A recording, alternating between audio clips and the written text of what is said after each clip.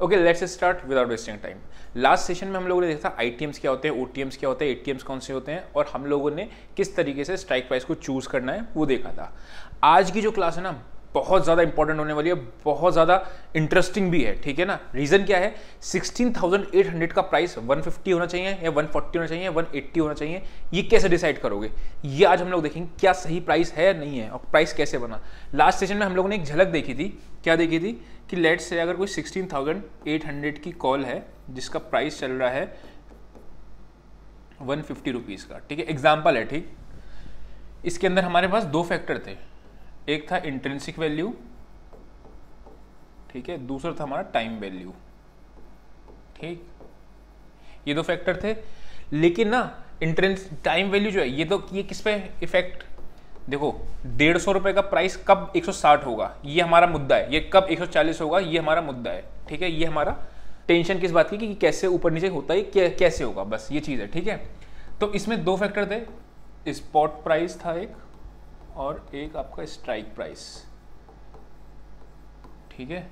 मतलब spot change करोगे, spot ऊपर नीचे होगा तो इंट्रिंसिक वैल्यू ऊपर नीचे होगी, या आप स्ट्राइक प्राइस को ऊपर नीचे करोगे तो इंट्रिंसिक वैल्यू चेंज होगी, ठीक है। इसके अलावा इंट्रिंसिक वैल्यू चेंज नहीं रहती, इंट्रिंसिक वैल्यू फिक्स रहती है और जीरो से नीचे कभी नहीं जाती, कम से कम जीरो होती है, नेगेटिव कभी नहीं होती है ना। ये चीज देखा था, इसी में पूरा ऑप्शंस का कॉन्सेप्ट है, मतलब पूरा ऑप्शन सेलिंग आते हैं, कॉल शॉर्ट करते हैं, पुट शॉर्ट करते हैं, इसी के साथ खिलवाड़ करते हैं जो लोग भी करते हैं, ठीक है ना।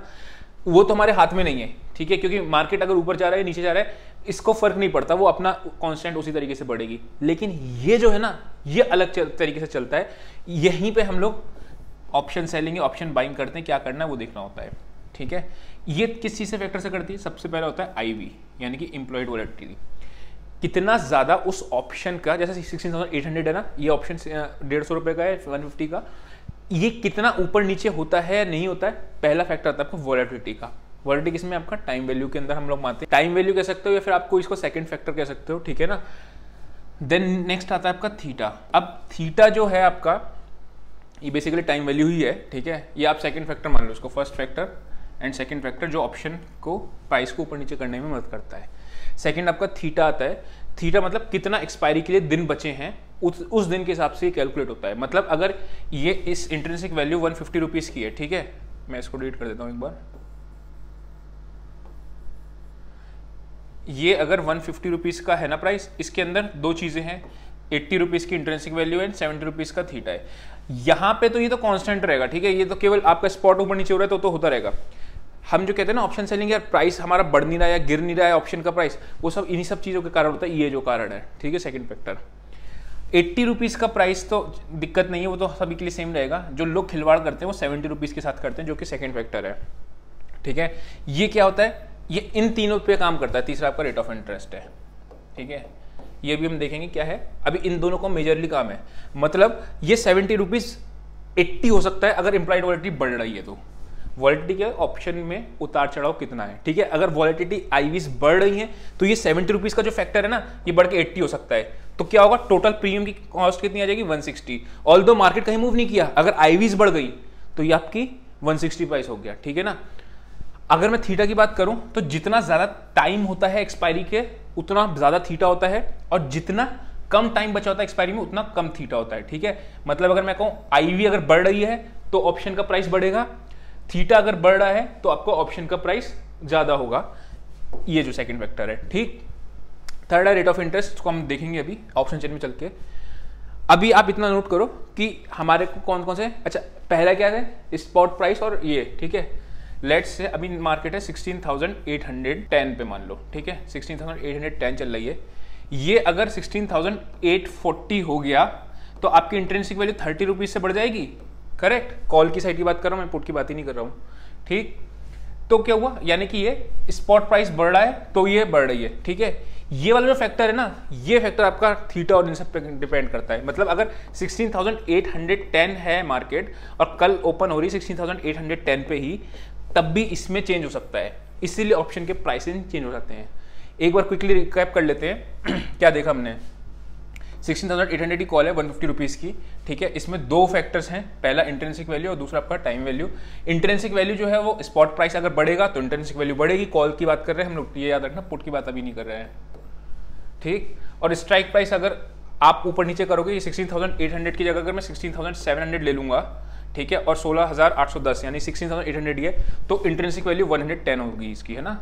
अभी कितनी है, 10 रुपीज़ की है केवल। तो वो इन दोनों पे फैक्टर पे इंट्रिंसिक वैल्यू करती है। और टाइम वैल्यू क्या है, आईवी बढ़ेगी तो आपका ऑप्शन का प्रीमियम बढ़ जाएगा, आईवी गिरेगी तो ऑप्शन का प्रीमियम गिर जाएगा, ठीक। थीटा ज़्यादा होगा तो आपका ऑप्शन का प्राइस बड़ा होगा, क्योंकि आपका ये 70 रुपीज़ का कंपोनेंट ज़्यादा होगा अगर एक्सपायरी दूर है तो, और थीटा कम होगा तो एक्सपायरी में आपका ये वाला कंपोनेंट कम होगा। अब आप एक चीज़ याद रखो, ऑप्शन बाइंग और ऑप्शन सेलिंग जो हम लोग कहते थे ना कि कैसे डिसाइड करें, अगर आईवीज बढ़ रही हैं, मतलब आईवी शूट कर रही हैं, तो ऑप्शन सेलिंग नुकसानदेह होगी। क्यों होगी नुकसानदेह, बिकॉज अगर आपने 150 रुपीज़ पे कोई कॉल शॉर्ट करी है और आईवीज बढ़ जाएंगी तो ये वाला कॉन्स्टेंट, ये तो कॉन्स्टेंट ही रहेगा, और ये आपका 70 रुपीज़ से 80 रुपीज़ हो जाएगा, तो क्या होगा, आपका 160 रुपीज़ की कॉल हो जाएगी। ऑल्दो मार्केट मूव नहीं किया लेकिन आईवी शूट कर गई। तो जब आईवीज बढ़ते हुए होती हैं तब हम ऑप्शन सेलिंग नहीं करते हैं, और जब आईवीज गिरती हुई होती है तब हम ऑप्शन सेलिंग करते हैं, ठीक। सेम चीज थीटा है। थीटा की एक चीज याद रखना, जितना एक्सपायरी दूर होती है ना उतना थीटा तो ज्यादा है, लेकिन फास्टर रेट से डीके कब होता है, जितना एक्सपायरी पास आती है। मतलब अगर मैं एक बार सबको हटाता हूं, अगर 150 रुपीज़ का प्रीमियम है जिसमें आपका 70 रुपीज़ का थीटा था, ठीक है, ये 70 रुपीज़ अगर थर्सडे को एक्सपायरी है, ठीक है, तो वेडनेसडे को एक दिन होगा फ्राइडे, ठीक है, Monday, Tuesday, Wednesday and Thursday. यहाँ पे थीटा तेजी से नहीं घटेगा, मतलब टाइम वैल्यू है लेकिन बहुत तेजी से नहीं घटेगा, सबसे ज़्यादा फास्टर रेट पे घटेगा जिस दिन एक्सपायरी है। वेडनेसडे को थोड़ा कम फास्टर रेट से घटेगा, ट्यूसडे को और थोड़ा कम फास्टर रेट से घटेगा। मतलब इस 70 में, अगर एक रफ एग्जांपल, एग्जैक्टली पकड़ना मत इसको, लेट से 6-7 डेज हैं तो 10 रुपये का थीटा पर डे कटना चाहिए अगर ये है, ठीक है। तो 10 रुपये ना सारा का सारा फ्राइडे को मतलब नहीं कटता है, फ्राइडे को लेट से 8 रुपये का होगा, देन इस दिन आपका 9 रुपये का होगा, 10 रुपये का होगा। इस तरीके से सबसे फास्ट होता है एक्सपायरी के नज़दीक, सबसे तेज थीटा डे के होता है। ये चीज़ तो हमने देख ली। अभी भी हम इसको किस तरीके से कैलकुलेट करें कि यार ये ठीक है नहीं है, ऑप्शन का प्राइसिंग निकालने के लिए एक है ब्लैक शोल्स मॉडल, ठीक है, BSM कहते हैं उसको। अब ये ना फॉर्मूला बहुत खतरनाक है, आपने अगर CA फाइनल का स्टूडेंट हो या कहीं CFA वगैरह करोगे तो आपको पता होगा कि BSM क्या होता है। हम लोग फॉर्मूले के पीछे नहीं जाते, हम लोग एक सिंपल एक्सेल शीट में आपको देता हूँ, वो एक्सेल शीट दिखाऊंगा, उसमें आपको सिर्फ वैल्यू पुट कर देनी है और फिर देखना ऑप्शन प्रीमियम महंगा है सस्ता है। क्योंकि अगर ऑप्शन प्रीमियम महंगा है, ठीक है, लेट से 150 रुपीज़ की जगह पे 160 रुपीज़ का आपका जो एक्सेल से निकल के आ रहा है उसके हिसाब से ट्रू वैल्यू 160 होनी चाहिए और मार्केट में 150 कर रहा है, तो आपके लिए सस्ता मिल रहा है ना मार्केट में, तो आप मार्केट में ऑप्शन बाइंग की साइड पे जाओ। अगर आपको ये महंगा मिल रहा है, लेट से 150 रुपये का मार्केट में ट्रेड हो रहा है और आपके हिसाब से वैल्यू जो निकल के आ रही है वो 140 आ रही है, तो मार्केट में महंगा प्रीमियम चल रहा है ना, तो अभी मैं ऑप्शन बाइंग नहीं करूंगा। तो ये सेकंड जो फैक्टर देखा था हम लोगों ने आईवीज का और थीटा का, ये उस पर इफेक्ट करता है कि कैसे आपका ये चेंज ऊपर नीचे हो रहा है या नहीं हो रहा है, ठीक है, सस्ता महंगा।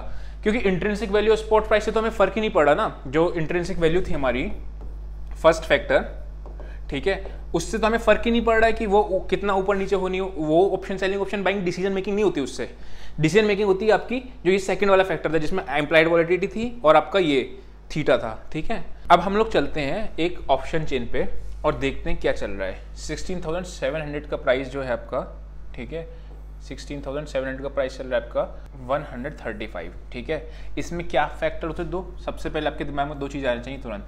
अभी ना आपने स्टार्टिंग करी होगी, हो सकता है तो आपको ना एकदम से दिमाग में नहीं आ रहा है क्या होगा क्या नहीं होगा, लेकिन जब आप प्रैक्टिस करोगे ना तो आपको फॉर्मूला अपने आप ही माइंड में आ जाता है। जैसे मेरे को फॉर्मूला देखने की जरूरत ही नहीं पड़ती है ना, वैसा करके अगर मैं बात करता हूँ इसमें 135 रुपीज़ में क्या होगा, एक इंट्रिंसिक वैल्यू होगी, ठीक है, और एक क्या होगा आपका टाइम वैल्यू कह लो, जो सेकंड फैक्टर था, फर्स्ट फैक्टर हो गया, ठीक। इंट्रिंसिक वैल्यू कैसे निकल के आई हमारी, कितनी आ रही है, कितना वो चल रहा है, स्पॉट प्राइस कितना चल रहा है 16,719, ठीक है। तो इंट्रिंसिक वैल्यू अगर मैं बात करूँ तो कितनी है 19 रुपीज़ की है। बाकी क्या है इसमें 135 में से थीटा है, कितना निकल के आया थीटा है 116। अब ये 116 रुपीज़ ज़्यादा महंगा है सस्ता है, ये भी हम लोग एक्सेल शीट के थ्रू देखेंगे। दूसरी चीज़, ये 116 रुपीज़ अगर बढ़ेगा तो किस फैक्टर्स पे बढ़ेगा, दो फैक्टर्स हैं हमारे। पहला क्या था हमारा, एक तो आईवीज और दूसरा हमारा एक्सपायरी यानी टाइम वैल्यू कितना बचा है, थीटा जिसको बोलते हैं, है ना वो चीज़। अगर आईवी शूट करेंगी तो ये 116 वाला पार्ट शूट कर जाएगा। आईवीज कहाँ से चेक करेंगे, ये देख रहे हो आप आईवीज, ये आईवीज आ रही हैं आपकी 12.88, ठीक है। 12.88 से लेके अगर ये 13.88 हो जाएगी ना तो 1% से वॉलेटिलिटी बढ़ी तो ये वाला जो पार्ट है, ये वाला पोर्शन बढ़ जाएगा, जिससे क्या होगा, ओवरऑल जो 135 रुपीज़ की फिगर है, ये वाली जो फिगर है, ठीक है ना, ये फिगर आपकी बढ़ के लेट से कितना भी 145 के आसपास हो जाएगी। तो यानी जब वॉलेटिलिटी शूट करेगी तो हमने ऑप्शन सेलिंग नहीं करना है, ठीक है। अगर वॉलेटिलिटी बढ़ती हुई जा रही है, ठीक है, वैसा करके जब वॉलेटिलिटी ऊपर से नीचे आती है तो अपने को ऑप्शन सेलिंग फायदा बहुत ज़्यादा दे जाती है, उस टाइम पर ऑप्शन सेलिंग करते हैं। अब हम लोग एक बार देखते हैं कि लेट से ही ऑप्शन चेन है, इसमें 16,600 की लास्ट ट्रेडिंग प्राइस कितना आ रहा है, 113। क्या ये सही है या फिर ये सस्ता है या महंगा है, क्या है फेयर वैल्यू, ये सब हम लोग चेक करेंगे बीएसएम मॉडल से। मैं अभी आपको एक्सेल शीट दूंगा, उसमें कुछ नहीं करना है, सिंपली आपको एक्सेल में फिगर भर देनी है, उसके बाद अपन लोग खुद से चेक कर सकते हैं।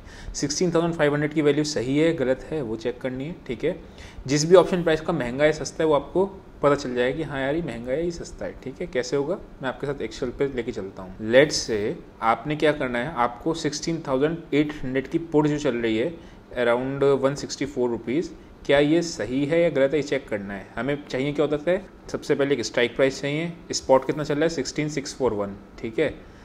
16,641 आपका स्ट्राइक चल रहा है, या आप फ्यूचर प्राइस डाल लो जो भी डालना है आपको, ठीक है। एंड ये आप डालो स्ट्राइक प्राइस 16,800। हमें क्या करना है, पुट चेक करना है, ठीक है। डील डेट आज की डेट है डालनी जो है आपका, जिस भी दिन सर्च करो, लेट से 27 जुलाई है, एक्सपायरी डेट 28 जुलाई है।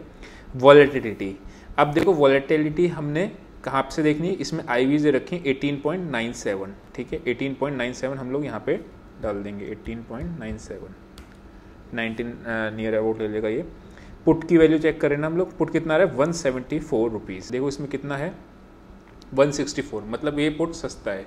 अब आप अगर अभी ये इससे ये डायरेक्शन नहीं लगाते कि हम मार्केट ऊपर जाएगा या मार्केट नीचे जाएगा, ये कुछ नहीं लगाते। हम ऑप्शन बाइंग कर रहे हैं तो क्या हमारा ऑप्शन सस्ता है या महंगा है। अगर लेट से इसमें आपका लास्ट ट्रेडिंग प्राइस होता 190 रुपीज़ का और आपका इसमें कितना प्राइस आ रहा है 174, अगर मार्केट में ट्रेड हो रहा है 194 रुपीज़ का प्राइस और आपका एक्चुअल वैल्यू जो आना चाहिए वो 174 तो ऑप्शन बाइंग आपके लिए नुकसानदेह हो जाएगी। उसका रीज़न क्या है, क्यों गलत हो जाएगा, बिकॉज 20 रुपये का आपका एक्स्ट्रा वैल्यू दे रहे हो आप। अभी इससे व्यू ये निकला कि मंदी है या तेजी है, हमने सिर्फ ये कर रहा है अगर मंदी है तो क्या ये स्ट्राइक प्राइस का व्यू ठीक है, मतलब ये जो प्राइसिंग है ठीक है, सस्ता है तो ठीक है, महंगा है तो नहीं ठीक है। लेट से आपका व्यू है तेजी का, अब एग्जांपल लेते हैं तेजी का, तो आप क्या कर रहे हो 16,000 लेट से 16,600 की आपने एक कॉल को बाय कर लिया, प्राइस चल रहा है 16,641, 27 जुलाई है आपका डील, 28 जुलाई है। वॉलेटिलिटी याद रखना, वॉलेटिलिटी अगर गलत डाल दोगे तो दिक्कत हो जाएगी। यहाँ पे अगर हम चेक करें 16,600 की वॉलेटिलिटी कितनी आ रही है, आईवी 25.52, 25.52, ठीक है। अब मेरा व्यू बुलिश है, देखता हूँ मैं इसकी कितनी वैल्यू आ रही है 110 रुपीज़ की, ठीक है।